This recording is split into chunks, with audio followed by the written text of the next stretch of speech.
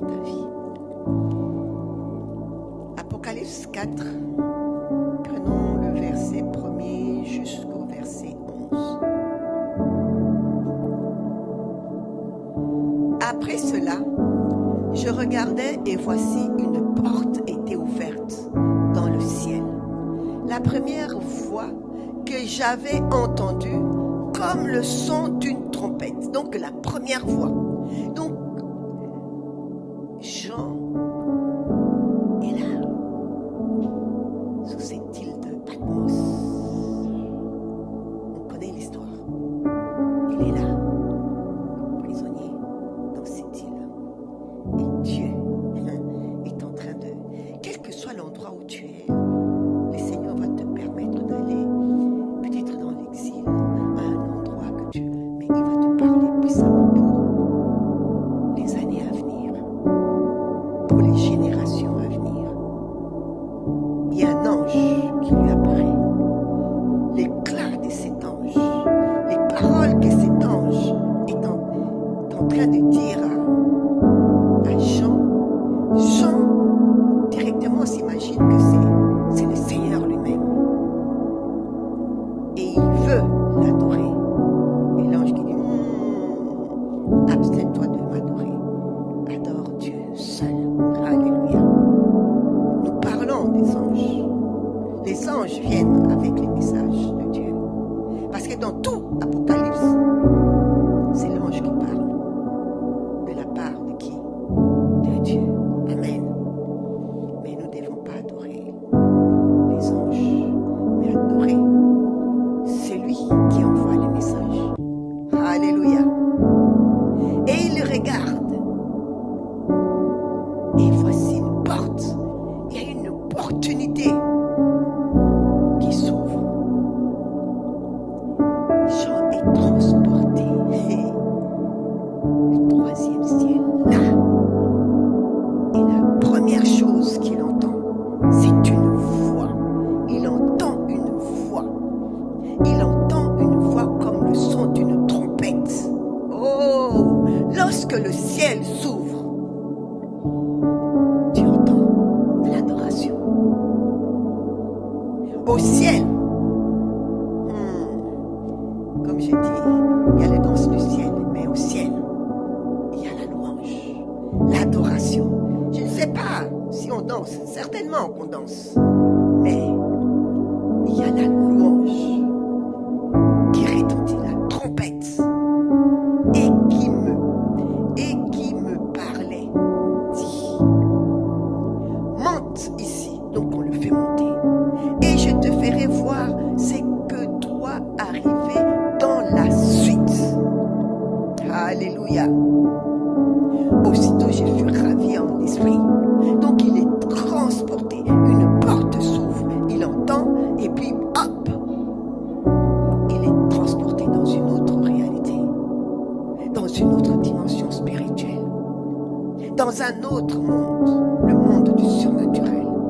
Il approche là où l'être humain, nous n'avons pas accès encore maintenant. Et voici, il y avait un trône. Qu'est-ce qu'il a dit? Il y avait quoi? Il y avait un trône dans le ciel. Et sur ce trône, quelqu'un était assis. Sur ce trône, quelqu'un était assis. Celui qui était assis avait, voilà la description. Celui qui était assis, cher bien-aimé, avait l'aspect d'une pierre, avait l'aspect. Donc Jean, lorsqu'il voit les choses du ciel, il ne sait même pas les décrire. Alléluia. Vous avez déjà constaté que lorsque le Seigneur t'ouvre une dimension spirituelle, tu as du mal à expliquer aux autres.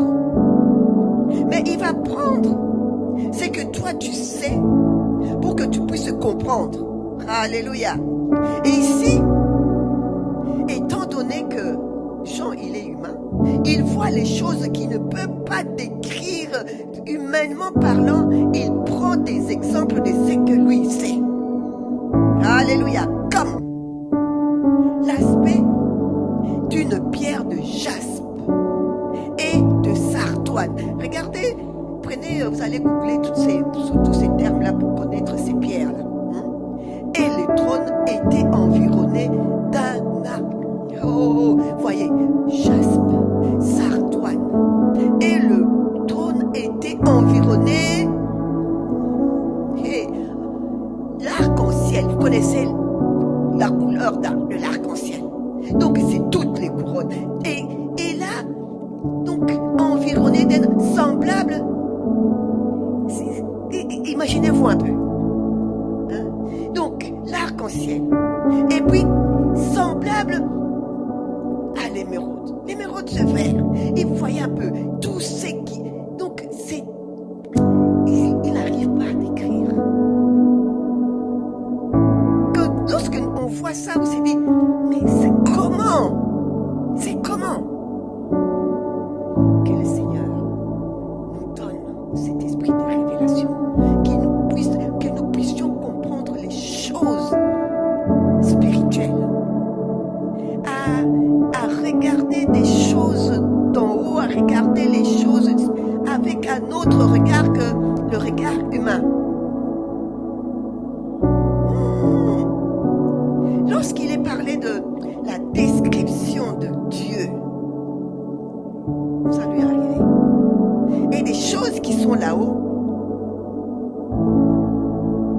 et on comprend qu'il fallait que Dieu il puisse faire en sorte qu'il envoie son Fils. Il envoie son Fils comme humain. Parce que nous ne pouvons pas comprendre. Dieu, est-ce que tu peux imaginer comment Dieu est? Est-ce que tu peux même imaginer? Oui, on peut imaginer Jésus comme parce qu'il est venu en tant qu'homme. Mais Jésus Dieu, tu vois qu'au ciel, on va être surpris de voir qui est Dieu, qui est Jésus. Ici, on fait des représentations. Ah, oui, ça peut être comme ça. Mais qu'on puisse rentrer vraiment dans la profondeur de certaines choses. Qu'on puisse comprendre. Parce que tout ce qui a été créé, c'est Dieu qui a créé toutes ces choses. Mais Satan copie, pervertit les choses de Dieu. Il est dit ici que il y a l'arc-en-ciel, même l'arc-en-ciel est pris. L'arc-en-ciel est pris. Or, l'arc-en-ciel est au ciel. L'arc-en-ciel, c'est... Ah, nous devons récupérer cet arc-en-ciel-là. Alléluia. Donc, c'est la beauté, les choses de Dieu. Et autour, il y a ce verre-là, l'émeraude. Ouh, je n'arrive même pas... Non, j'ai pris que chacun puisse rentrer dans cette dimension, puisse avoir même cet éclat-là.